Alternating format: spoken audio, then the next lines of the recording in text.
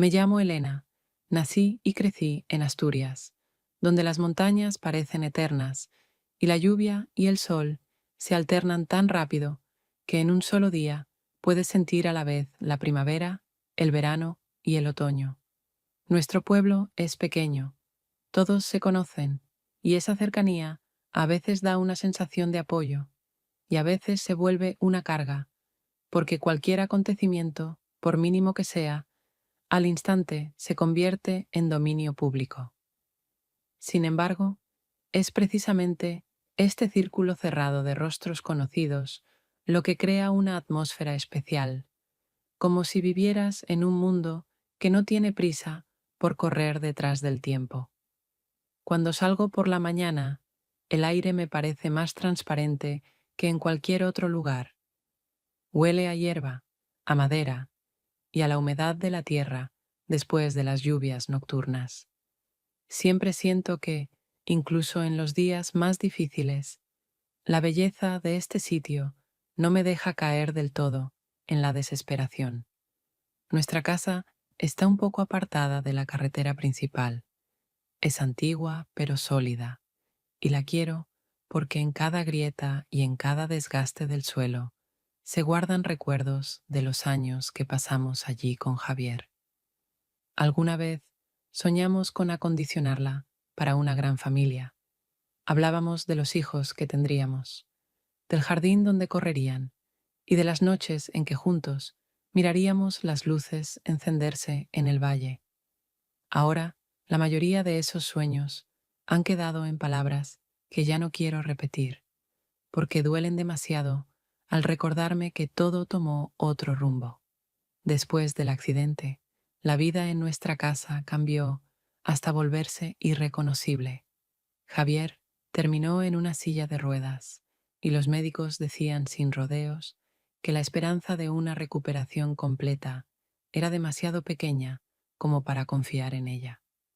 Aunque, eso sí, siempre añadían que existían excepciones, personas que con persistencia y largos meses de rehabilitación lograban lo que nadie creía posible.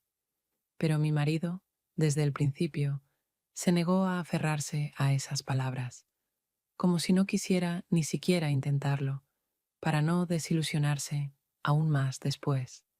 Veo cómo se aparta de cualquier conversación sobre tratamiento y cómo en sus ojos a veces estalla la rabia y otras veces se congela una indiferencia que hiere más que nada. Antes era un hombre activo, amaba su trabajo, los libros, podía discutir durante horas de política o deporte, se interesaba por la música y sabía de pronto arrancarme una sonrisa con alguna broma. Ahora casi no toma un libro en sus manos, no escucha nada, salvo los breves boletines de noticias, y hasta en las conversaciones se ha vuelto parco en palabras, como si el mundo entero se hubiera reducido para él a unos cuantos metros de habitación y silla, y todo lo que quedaba fuera de esos límites ya no valiera la pena. Intento hablarle de cosas cotidianas, pero cada vez siento ese muro invisible que crece entre nosotros. La granja que antes llevábamos juntos ahora se sostiene casi por completo en mis manos. No siempre me las arreglo, y entonces acude en mi ayuda nuestro vecino Mateo. Es un hombre fuerte, acostumbrado al trabajo duro, y nunca se niega si hay que arreglar algo o cargar algún peso. Su presencia para mí es salvadora, pero también peligrosa, porque en nuestro pueblo no se puede evitar la mirada ajena, y aquí la gente no sabe guardarse las palabras. Sé que nuestra vida lleva tiempo siendo tema de conversación, que de mí hablan con compasión o con censura, pero aprendo a fingir que no me afecta. Aunque a veces, al volver a casa, siento cómo esos susurros dejan huella en mí y en Javier, que se encierra aún más en su silencio. Lo más difícil son las tardes, cuando la niebla baja al valle y el mundo entero parece hundirse en un velo gris. Me siento en el banco frente a la casa y permanezco mucho tiempo escuchando cómo, en la oscuridad, se responden los perros a lo lejos, y pienso que mi vida, de verdad, se dividió en un antes y un después. En el antes había la sensación de que algo grande nos esperaba, de que todavía alcanzaríamos a realizar mucho. En el después quedó la rutina y una lucha interminable, y cada vez me descubro pensando que las fuerzas se me van agotando. Y aún así, pese al cansancio, conservo dentro de mí una diminuta esperanza. Sé que los milagros ocurren rara vez, pero a veces llegan justo cuando menos los esperas. Y me imagino el día en que Él, aunque con dificultad, dé su primer paso. Entonces, quizás, todo vuelva a tener sentido. De momento, Él vive como si eso nunca fuera a suceder, pero yo no me permito creerlo del todo, porque en cuanto deje de esperar, no quedará más que el vacío. El verano en las montañas llegó inesperadamente rápido, y aunque las lluvias primaverales aún habían mantenido la tierra húmeda y pesada, ahora ya se secaba bajo el calor. Las piedras del camino se calentaban tanto que era difícil tocarlas con la mano, y en la casa, incluso al amanecer, el aire era sofocante. Me despertaba con la sensación de que el día sería largo, agotador y lleno de ese mismo silencio que desde hacía tiempo había invadido nuestro hogar, convirtiendo cada conversación con Javier en algo entrecortado y forzado. Yo trabajaba en la granja, cuidaba el huerto, intentaba sostener la hacienda, pero al mismo tiempo veía cómo mi marido se sentaba en la sala, casi siempre vuelto hacia la ventana, con una mirada ausente, como si no mirara los campos ni el camino, sino hacia adentro de sí mismo, a un lugar donde yo ya no tenía acceso. Esa sensación de distancia me dolía más que todas las faenas diarias. Un día sofocante, cuando el sol colgaba sobre el tejado y hasta las gallinas se escondían en la sombra, decidí ordenar el desván, donde con los años se habían acumulado cosas viejas. Y fue allí, entre cajas y polvo, donde encontré el casco de motocicleta de Javier, que alguna vez fue parte de su vida llena de libertad, velocidad y entusiasmo juvenil. Al sostenerlo entre mis manos, me parecía sentir el olor de la gasolina, escuchar el rugido con el que solía regresar a casa, riendo y contando cómo había vuelto a adelantar a sus amigos en la carretera.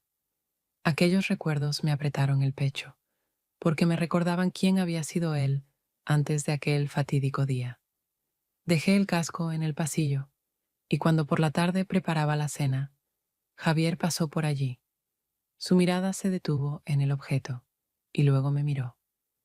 En vez de sus habituales gestos indiferentes o frases cortas, de pronto dijo en voz baja que si yo buscaba calor en otra parte, podía ir a buscarlo, pero que no quería saber con quién.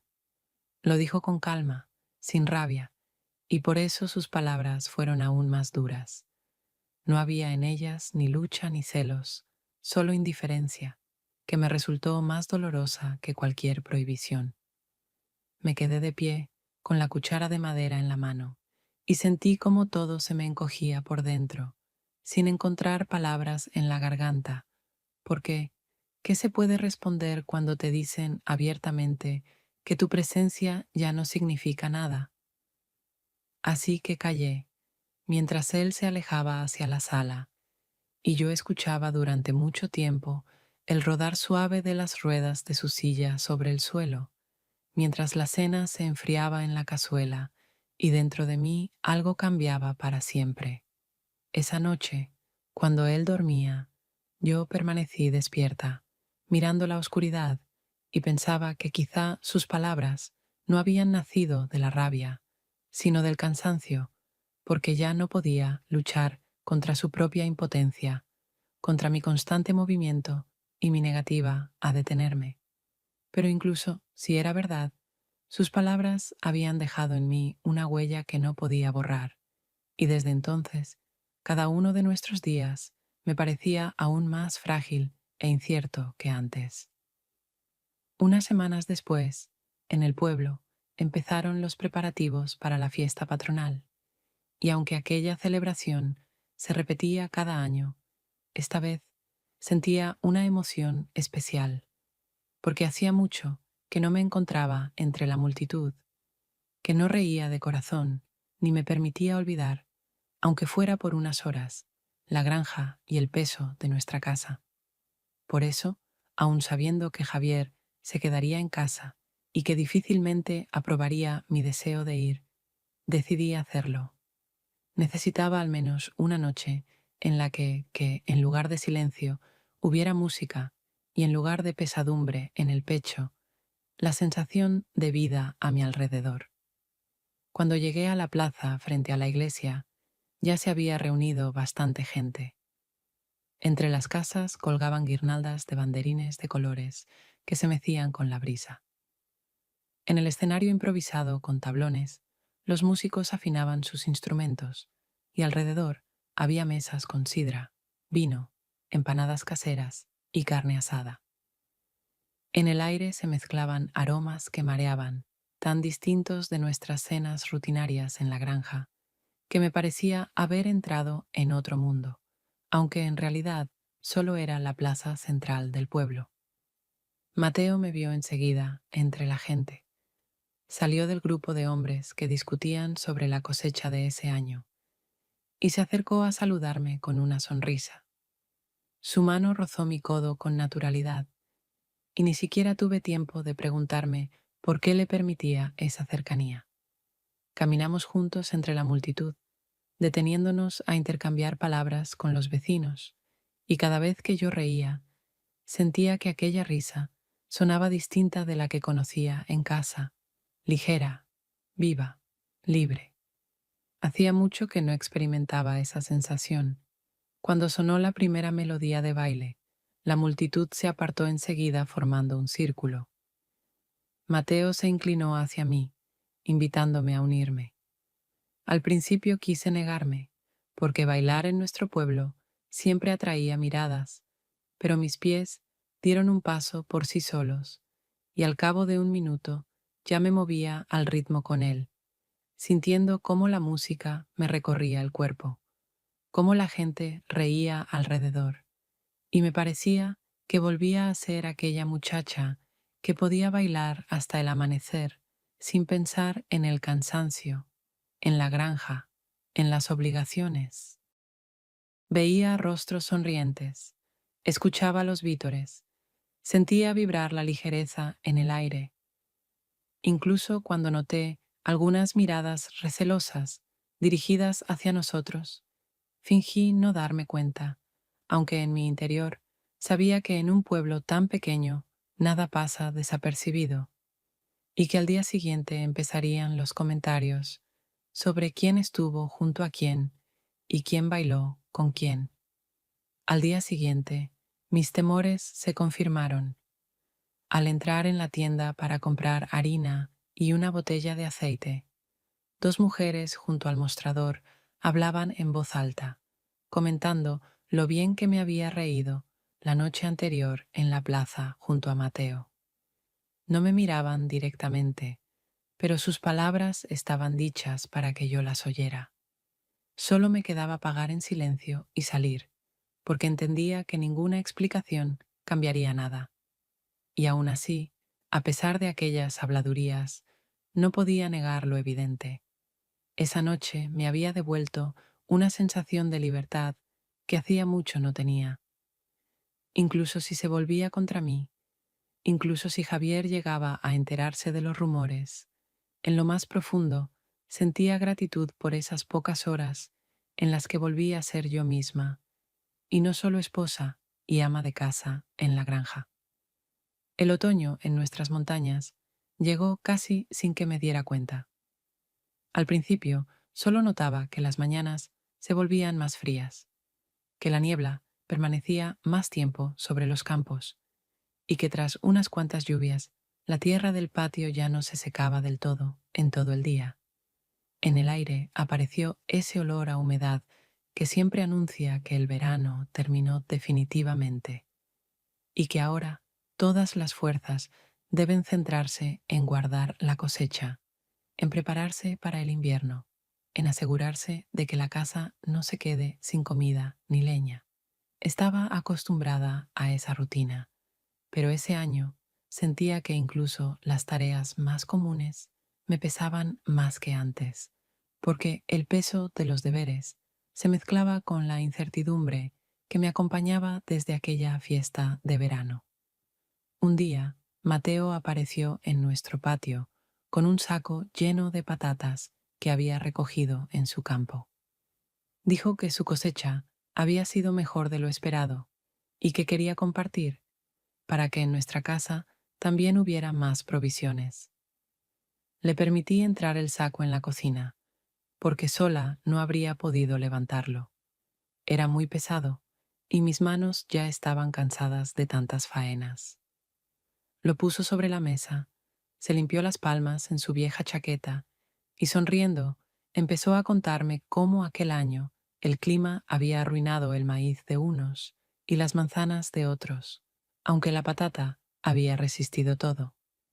Su voz y sus bromas hicieron que dentro de mí se encendiera un poco de calor, como si con ese saco hubiera entrado en la casa algo más que una simple cosecha. Tomé un cuchillo y quise cortar una patata para mostrarle lo firme y limpia que estaba por dentro, y en ese momento él se inclinó más cerca para acomodar el borde del saco. Percibí el olor a tierra, a humo y a tabaco que siempre llevaba en la ropa después de un día de trabajo, y esa mezcla de aromas me pareció tan real y cercana que de pronto olvidé todo lo demás. Nos reímos por alguna de sus palabras, y entonces se inclinó aún más. Su rostro estaba muy cerca, y me besó. Fue tan repentino que ni siquiera tuve tiempo de entender cómo había sucedido, pero al mismo tiempo sentí que algo dormido desde hacía años despertaba en mí, algo que no había sentido en mucho tiempo. Me quedé de pie con el cuchillo en la mano, desconcertada y aturdida, sin saber cómo reaccionar, porque dentro de mí se enfrentaban varias emociones: la vergüenza y la culpa por lo ocurrido, la alegría y la emoción por el beso, la desesperación al pensar que lo había permitido, y al mismo tiempo un extraño alivio, porque por un instante me sentí viva, y no solo una mujer que cada día carga en silencio con la casa y con su marido. Y justo en ese momento, mientras aún intentaba entender qué me pasaba, vi a Javier en la puerta.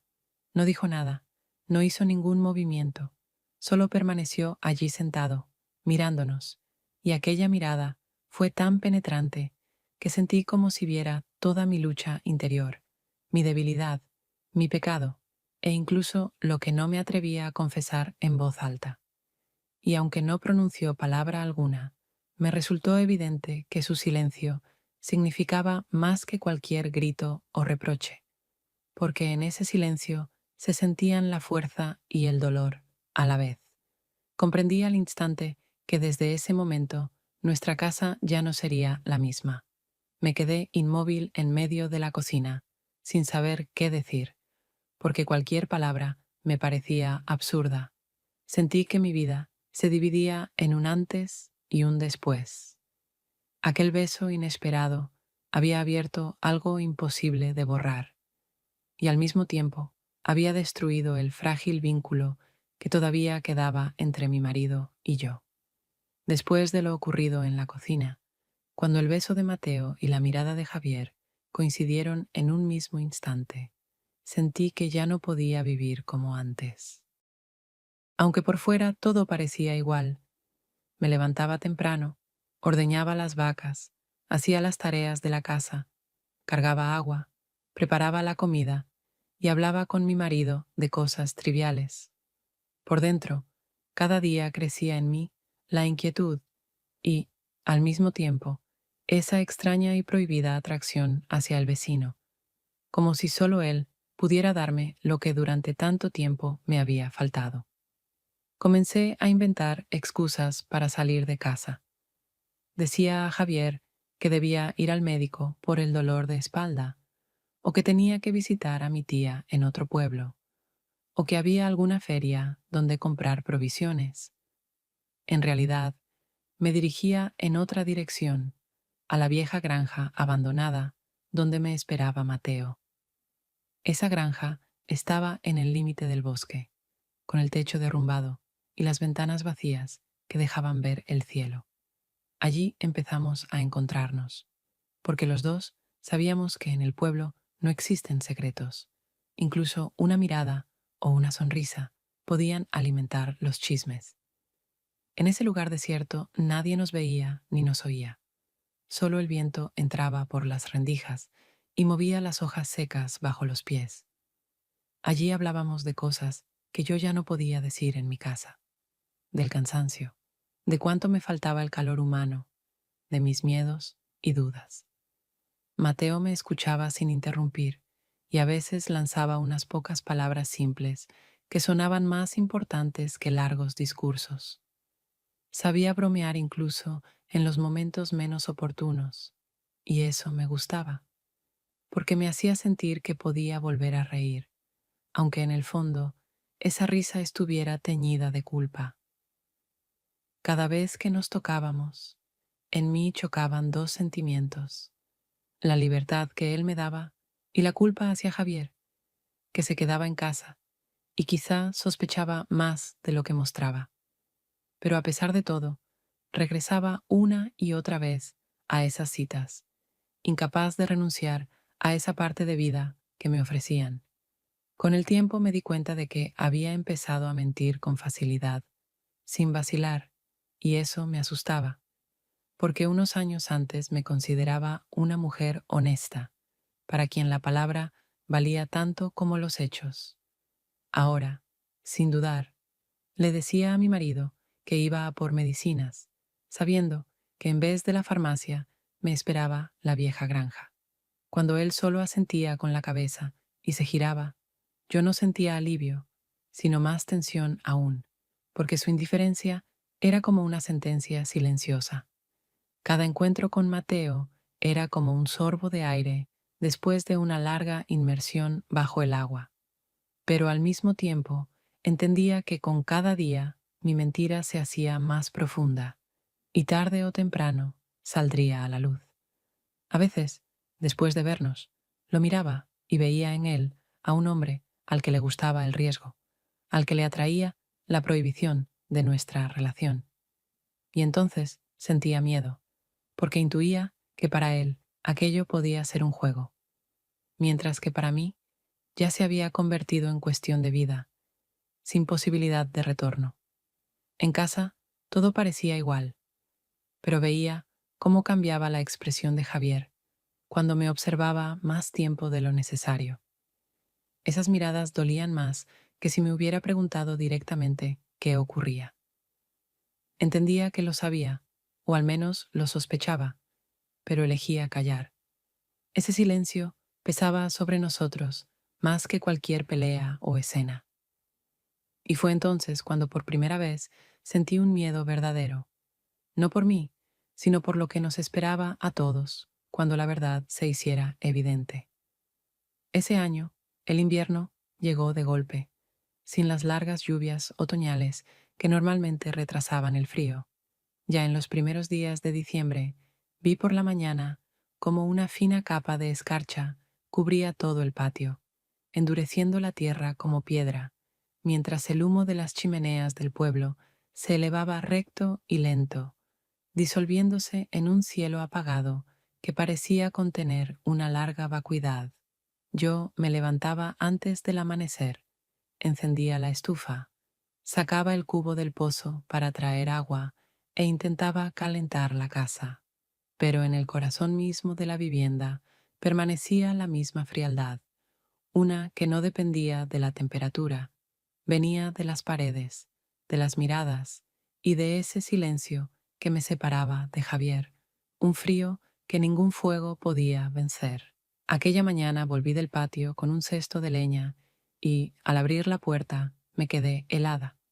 En el pasillo vi a mi marido, de pie, apoyado en unas muletas, dando pasos cautelosos, como si pusiera a prueba su fuerza. Su espalda estaba tensa, sus manos se aferraban con firmeza a las barras, y cada movimiento le costaba un enorme esfuerzo. Pero avanzaba, despacio, con dificultad, aunque con la misma obstinación que yo le recordaba de antes del accidente, cuando no conocía lo que era rendirse. Dejé el cesto en el suelo y lo miré sin atreverme ni a acercarme ni a hablarle, porque en aquella escena había algo que me privaba de todo derecho a intervenir.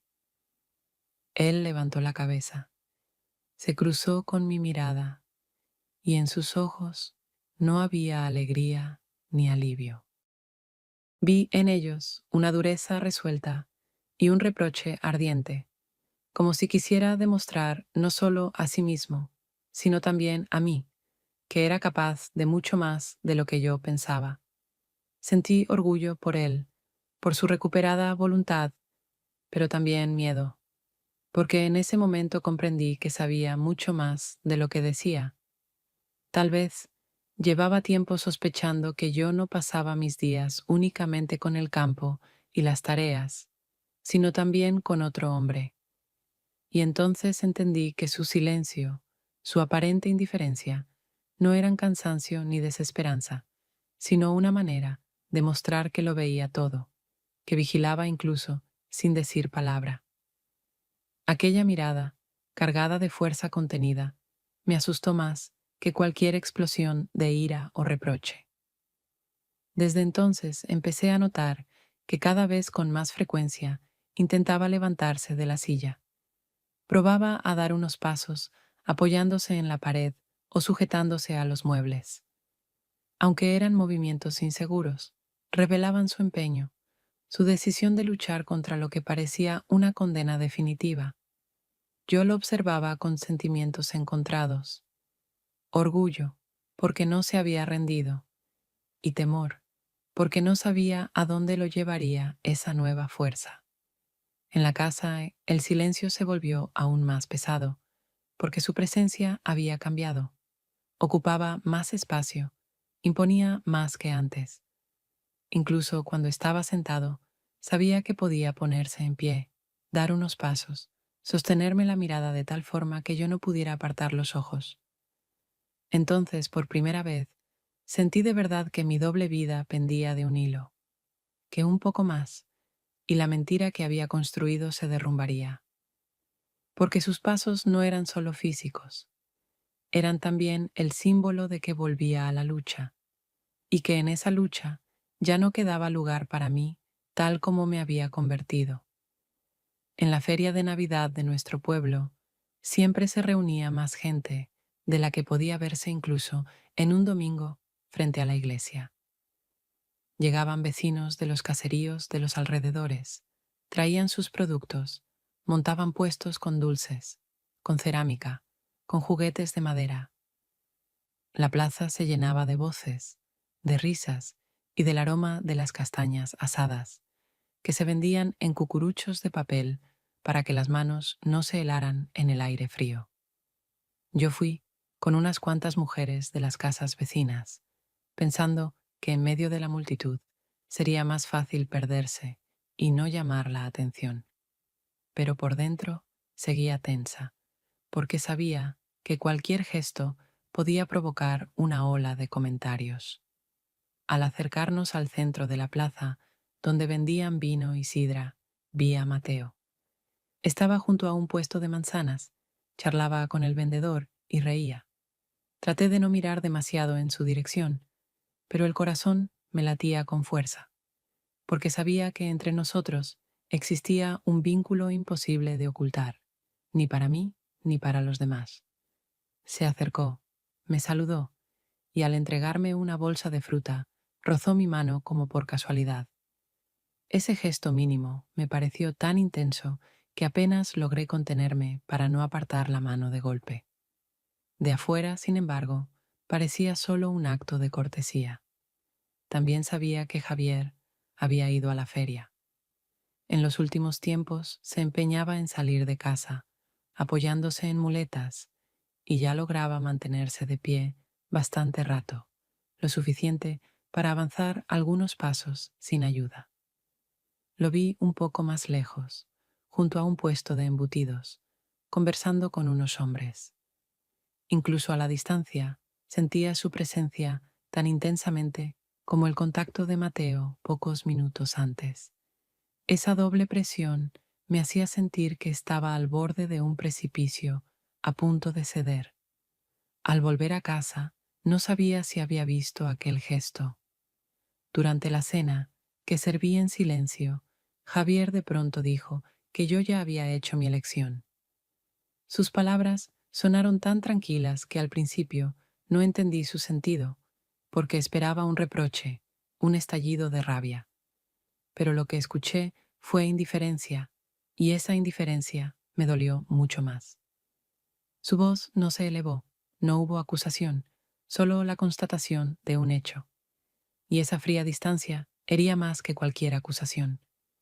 Me quedé frente a él sin saber qué responder. Cualquier explicación habría sonado mezquina y falsa. Entonces comprendí que entre nosotros ya no quedaba lucha, porque él no quería demostrar nada más. Su indiferencia significaba que para él todo había terminado. Y aunque seguíamos viviendo bajo el mismo techo, yo sentía que la casa se había partido en dos. Su mitad, con su fuerza silenciosa, y la mía, con mis mentiras y dudas. Dos mitades que nunca más podrían volver a ser un todo. Con el tiempo, la primavera llegó, trayendo no solo el nuevo calor y la hierba verde en los prados, sino también la sensación de un final definitivo, porque ya no podía vivir como si nada hubiera pasado, y nuestra casa, en la que Javier y yo habíamos compartido tantos años, ya no me parecía un lugar capaz de mantenernos unidos. Cada objeto en ella me recordaba lo que habíamos sido antes y cómo nos habíamos perdido en el camino hasta llegar a este presente lleno de distancia y de indiferencia.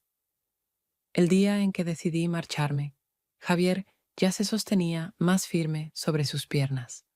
Usaba un bastón en lugar de muletas y se movía despacio, pero con seguridad, como si quisiera demostrarse a sí mismo y a todos que no estaba roto del todo. Yo lo observaba caminar por el patio, mirar los campos que hasta hacía poco le parecían inalcanzables, y comprendía que en cierto modo recuperaba su fuerza, mientras que yo, al contrario, la perdía, porque cada paso que él daba hacia adelante lo alejaba aún más de mí.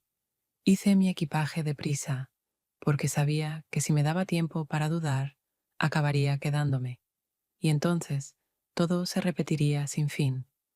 Un par de vestidos, algo de ropa interior, algunos utensilios de cocina que consideraba necesarios, y nada más. Mi mundo entero cabía en una sola bolsa grande que dejé junto a la puerta mientras él volvía del patio. Cuando entró y me vio con esa bolsa, esperé sus palabras. Pensé que exigiría explicaciones, que intentaría convencerme de quedarme, o al contrario, me culparía de todo. Pero solo se detuvo, apoyado en su bastón, y después de una breve pausa, pronunció una sola palabra: vete. En su voz no había rabia, ni dolor, ni arrepentimiento, y eso fue lo que más me asustó, porque entendí que realmente me estaba dejando marchar, que para él ya no tenía el peso que alguna vez tuve. Salí de la casa sin volver la vista atrás, temiendo ver en sus ojos algo que quebrara mi decisión, y caminé hacia la granja donde vivía Mateo, convenciéndome de que ahora todo sería distinto, que la vida empezaría de nuevo, sin el peso de los viejos agravios, ni de aquel silencio helado que envenenaba cada uno de mis días en nuestra casa. Mateo me recibió sin preguntas, aceptando como natural que me quedara con él, y su vieja casa en las afueras del pueblo se convirtió en mi nuevo refugio. Aunque en mi interior no sentí alivio, sino una extraña vaciedad, porque con aquel vete que pronunció Javier terminó una parte entera de mi vida. Ahora debía empezar de cero, aunque esa nueva página estuviera manchada desde los primeros días. Quise convencerme de que a partir de entonces sería feliz, de que todo lo que me faltaba ahora estaría a mi lado, porque al fin había tomado la decisión que tanto temía antes. Pero en el fondo comprendía, la felicidad no llega de golpe, no nace solo del hecho de cambiar de lugar. Por eso no me quedaba más que esperar y ver qué me traería esta nueva primavera, que había comenzado no solo en el calendario, sino también en mi propia vida. Vivíamos en la vieja casa de Mateo, que aún me parecía ajena, aunque intentaba llamarla nuestro hogar. El techo goteaba después de las lluvias, el revoque de las paredes se desmoronaba, y cada mañana oía el viento silbar en las rendijas de las ventanas. Al principio me repetía que eran cosas pequeñas, que juntos podríamos arreglarlo, ahorrar un poco, hacer reparaciones, pero al cabo de pocas semanas se hizo evidente. Apenas nos quedaba algo después de cubrir los gastos básicos, y el trabajo en la granja no daba lo que esperábamos. Mateo volvía cansado, irritado, hablaba poco, comía en silencio. A veces arrojaba la cuchara sobre la mesa si algo no le gustaba, y cada vez veía menos en él a aquel hombre que se reía conmigo en las fiestas del pueblo, y más a alguien que perdía la paciencia y se endurecía por impotencia. Contaba los días, tratando de entender por qué cada mañana sentía náuseas, por qué me agotaba incluso después de trabajar un rato en el huerto, por qué mis pechos dolían al más mínimo roce. Al principio me convencía de que era por el estrés, por el cambio de vida, por la tensión interminable. Pero cuando pasó un mes y luego otro, ya conocía la respuesta. Estaba embarazada. Me sentaba en la cocina con las manos sobre el vientre que aún no había cambiado por fuera, pero ya me parecía extraño y al mismo tiempo lo más cercano a mí. Una vida comenzaba a crecer dentro de mí, pero yo no sabía a quién pertenecía. Recordaba aquella noche, perdida entre los muchos días de silencio y tensión con Javier. Llevábamos semanas sin hablarnos. Él se apartaba y yo vivía con la sensación constante de que su indiferencia era más terrible que cualquier grito. Y de pronto me llamó a su lado, como si desesperadamente quisiera convencerse de que yo aún era su esposa, de que no había perdido mi vínculo con él del todo. Fue brusco, incluso áspero, pero yo no lo rechacé, porque dentro de mí ardía entonces una mezcla extraña de dolor, de resentimiento y de compasión. Y ahora, meses después, no sabía si el hijo que llevaba en el vientre era suyo o de Mateo. Mateo no lo sospechó de inmediato. Seguía llegando tarde, a veces se dormía sobre la mesa y otras bromeaba diciendo que yo parecía demasiado cansada para ser una mujer que casi todo el día estaba en casa. En su voz aparecía cada vez más a menudo un matiz de irritación, como si me reprochara que no pudiera darle la vida fácil que había imaginado. Discutíamos por nimiedades, por la leche agria, por los cubos sin recoger en el patio, por haber gastado unos euros en una blusa nueva en vez de comprar herramientas. En esas palabras no oía solo cansancio, sino también decepción. Y con cada pelea crecía en mí el miedo. ¿Qué pasará cuando sepa que espero un hijo? Una tarde, cuando el calor no cedía ni siquiera después de la puesta de sol, salí al patio y miré el huerto donde habíamos plantado patatas. Las hileras de verde se alzaban rectas, como soldados, y me sorprendí pensando que la vida se parecía a esas hileras. En apariencia todo es simple, pero bajo la tierra se esconde lo invisible, que puede ser tanto cosecha como vacío. Sentía dentro de mí moverse esa vida invisible, y me daban ganas de llorar, porque no sabía si la recibiría con amor o con temor. La semana siguiente, reuní el valor para decirle a Mateo que esperaba un hijo. Me miró largo rato, en silencio, como si no pudiera comprender de inmediato lo que eso significaba para él.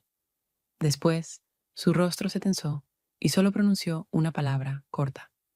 Bien, pero en sus ojos no vi alegría, sino cautela y duda. Y entonces comprendí una vez más.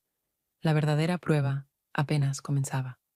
Pasaban los días, y cada mañana me despertaba con la sensación de que el tiempo corría demasiado rápido, porque mi vientre ya era pesado, y cada paso me costaba un esfuerzo, mientras la casita de Mateo, con sus puertas estrechas, sus escaleras torcidas y la humedad constante, me parecía aún más estrecha que antes. Cada vez pensaba más en cómo íbamos a criar a un hijo en esas condiciones, porque faltaban hasta las cosas más simples, sin hablar del dinero para medicinas o ropa nueva, y con cada día la inquietud crecía.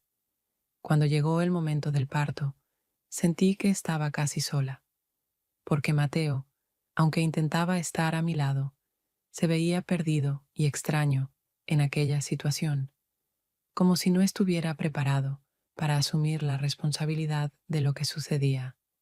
Incluso su voz, cuando llamó a la vecina para pedir ayuda, sonó como si se aliviara al poner todo sobre hombros ajenos.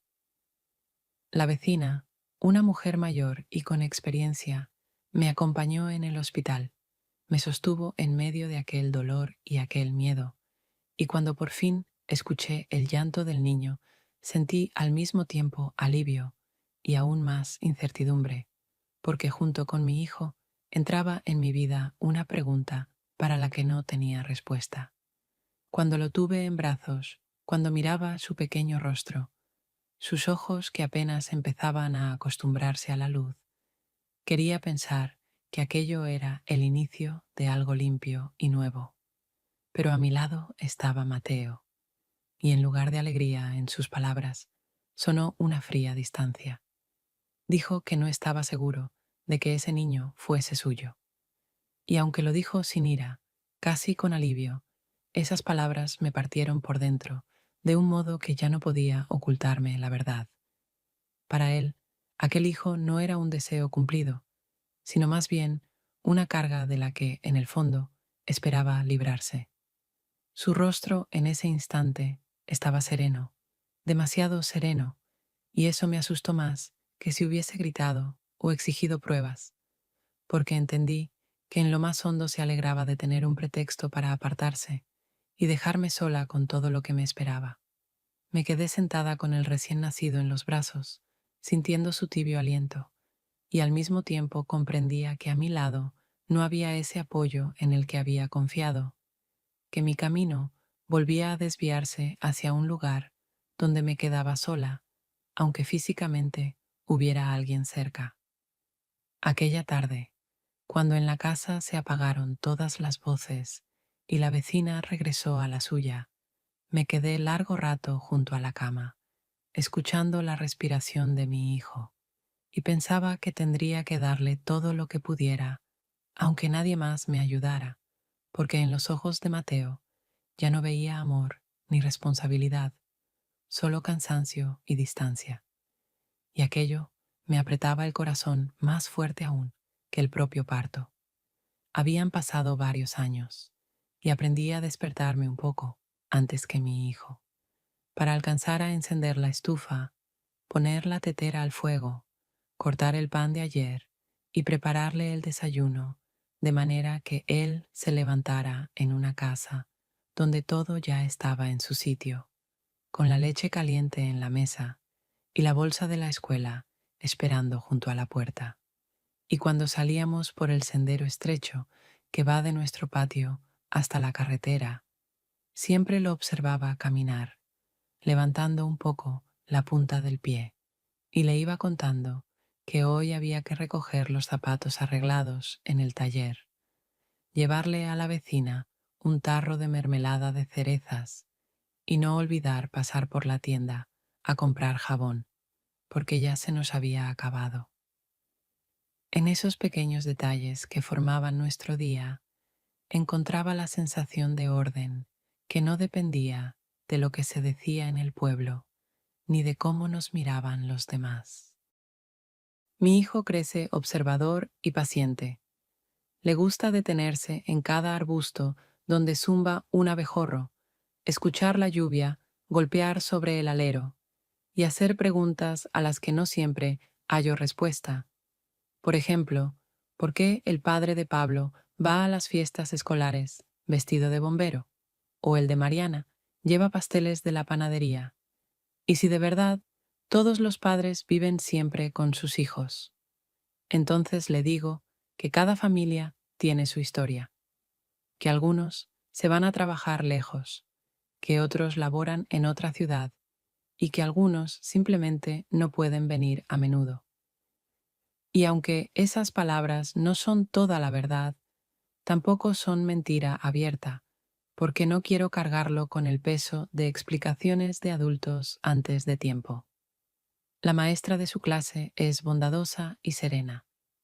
A veces me detiene en la puerta y me dice que el niño cuenta bien, lee con atención y no se pelea con los demás, pero que a veces guarda silencio cuando hablan de asuntos de familia. Yo solo asiento, porque sé que no calla por vergüenza, sino por la cautela que ha aprendido a mi lado. Mateo en estos años cambió, como cambian quienes se cansan de la lucha diaria y dejan de ver sentido en los planes compartidos. Cada vez pasa menos tiempo en el taller o en el campo y más en el centro del pueblo, donde siempre hay compañía para beber vino barato y hablar de cosas sin importancia. Vuelve tarde, huele a vino y tabaco, habla poco y con rudeza, y se duerme en la silla sin siquiera quitarse los zapatos. En esas noches enseño a mi hijo a hacer barquitos de cartón o a leer por sílabas, porque necesito que en nuestra casa al menos algo siga su curso, más allá de la impotencia ajena. El dinero nunca alcanza, y salimos adelante con pequeños trabajos. Yo ayudo a los vecinos mayores con la limpieza, hago queso, vendo unos cuantos frascos de mermelada, a veces lavo la ropa para otra familia.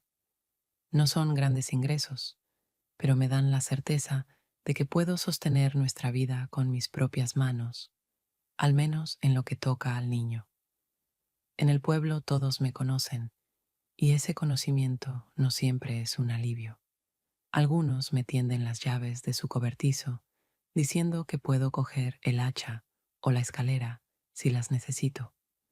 Otros me pasan por la ventana un paquete con un suéter de niño que ya les quedó pequeño a los suyos. Y hay quienes solo bajan la voz cuando paso, y sus medias palabras quedan flotando en el aire como si yo debiera recogerlas y continuar. Pero yo sigo caminando, con la mano de mi hijo en la mía, pensando que nada de eso importa mientras él vuelva a casa con las manos calientes y el cuaderno limpio en la mochila. Cuando se enferma, vamos a la clínica del pueblo vecino. Esperamos en la fila. Él mira un cartel con dibujos sobre higiene y yo leo en el teléfono la lista de compras y organizo en mi cabeza el plan de la semana. En esos momentos me parece que vivo como viven los demás, solo que un poco más precavida y un poco más callada. A veces me toca hablar con Mateo, no como con un compañero, sino como con un huésped de nuestra casa. Le pido que no alce la voz delante del niño, que no deje las monedas sueltas del vino sobre la mesa, que guarde aunque sea algo para libros y cuadernos. Él asiente, promete, y luego lo olvida. Yo no hago escenas, porque sé que nada cambiaría con palabras altas. En lugar de eso, cuento las monedas, muevo las cosas de un estante a otro, y cada noche pienso cómo hacer para que mi hijo no sienta la misma carencia que yo siento. Él crece como un niño tierno, no pide de más y agradece la mínima cosa, y eso me da más fuerza que cualquier apoyo externo. de Javier Mentero no por encuentros directos, sino por retazos de conversaciones ajenas que escucho en el mercado, en la tienda o en la cola del correo. Dicen que ahora suele estar cerca de Carmen, que juntos encuentran qué hacer, que ya camina mejor y lleva el bastón más como signo de calma que como apoyo. Yo rehuyo los detalles, porque mi vida ya no está donde está él. Está aquí, en los caminos matinales hacia la escuela, en las cremalleras rotas de la chaqueta, en la búsqueda de cambio para la leche, en la lectura nocturna cuando mi hijo se duerme con la cabeza apoyada en mi hombro. Y aún así, a veces, cuando en alguna charla surge por azar su nombre, o los vecinos mencionan a alguien a quien prefiero evitar, mi hijo me mira con preguntas calladas en sus ojos. Entonces le doy la respuesta más simple, que en nuestro pueblo todos conocen a alguien. Seguimos caminando, y él lo acepta sin protestar, sin saber todavía que la verdadera respuesta lo esperará en el futuro, cuando sea mayor. Así vivimos, dos bajo un mismo techo, donde cada día tiene su propio rumbo y su propio precio. Y digan lo que digan los demás, yo veo cómo mi hijo crece no en la sombra de decisiones ajenas, sino en la luz de las cosas simples que hacemos juntos. Y quizá eso sea en realidad esa otra vida, la segunda vida, de la que antes no me daba cuenta, una vida sin grandes acontecimientos, pero con el calor suficiente para los dos, al menos hasta mañana. A veces, cuando la casa por fin se sumerge en silencio, cuando mi hijo duerme en su cuarto y respira parejo, y de la calle apenas llega el eco lejano de unos pasos o el ladrido de los perros, me quedo a solas con mis propios pensamientos. En esos momentos comprendo que la vida verdadera no bulle en algún lugar fuera de mí, sino que se despliega en calma por dentro. No está hecha de grandes sucesos, ni de rumores, ni de historias ajenas, sino de una sensación de permanencia escondida en las cosas más simples, en lavar los platos después de la cena, en ordenar los cuadernos sobre la mesa, en cerrar la puerta despacio para no despertar al niño. Y aunque nadie lo note, son precisamente esos gestos pequeños los que sostienen mi mundo y evitan que se deshaga. Ya no me llamo a mí misma feliz. Esa palabra suena demasiado recta, demasiado definitiva, como si no dejara espacio para la duda. Pero en los breves instantes de calma siento otra cosa, una cálida gratitud. Por el techo sobre nuestras cabezas, por la risa de mi hijo cuando repite sus chistes favoritos, por nuestros rituales nocturnos que solo nosotros entendemos. Es gratitud por saber que, incluso después de todo, conservamos nuestro pequeño mundo, con luz suficiente para no temerle a la oscuridad. Antes medía la vida en acontecimientos, encuentros, caminos, pérdidas y giros inesperados. Creía que ellos definían quién era yo. Ahora veo que la verdadera medida no está en lo que sucede, sino en si te alcanzan las fuerzas para resistir y seguir viva por dentro. A veces pienso que mi mayor victoria no es lo que he atravesado, sino haber logrado guardar ternura allí donde habría sido tan fácil endurecerse. Puede parecer que esta vida es demasiado callada, demasiado cotidiana, pero tiene su verdad. He aprendido a aceptar el silencio no como castigo, sino como un estado natural. He aprendido a callar de un modo que no hiere, sino que sosiega. He aprendido a hablar solo cuando las palabras hacen falta, y no para justificar mi derecho a existir. Y quizá en eso consista la verdadera madurez, en permitirse ser sin la presión de grandes expectativas. El pasado, claro, seguirá resonando mucho tiempo en mi vida, en nombres casuales que escucho en el mercado, en miradas que se posan en mí como intentando recordar la historia. Pero ya no trato de luchar contra ello. Le permito estar, atravesarme, sin aferrarse ni dejar cicatrices, porque ahora mi vida está aquí, en estas paredes, en el olor del pan por la mañana, en la risa del niño que me llama desde la otra habitación. A veces pienso que la verdadera fuerza no está en los actos decisivos ni en las decisiones arriesgadas, sino en la capacidad de permanecer, de sostener la casa, de sostener el silencio, de sostener a aquel que más confía en ti. Es la fuerza de quienes cada día eligen quedarse, aun cuando nadie lo ve ni lo aplaude. Quizá en esa perseverancia callada se revele esa segunda vida que antes ignoraba.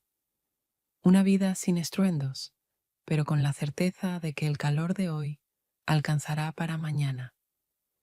Y aunque mañana traiga sus propias preocupaciones, sabré que resistiremos, porque a veces eso basta para sentir que la vida aún sigue y que en ella hay un lugar para los dos.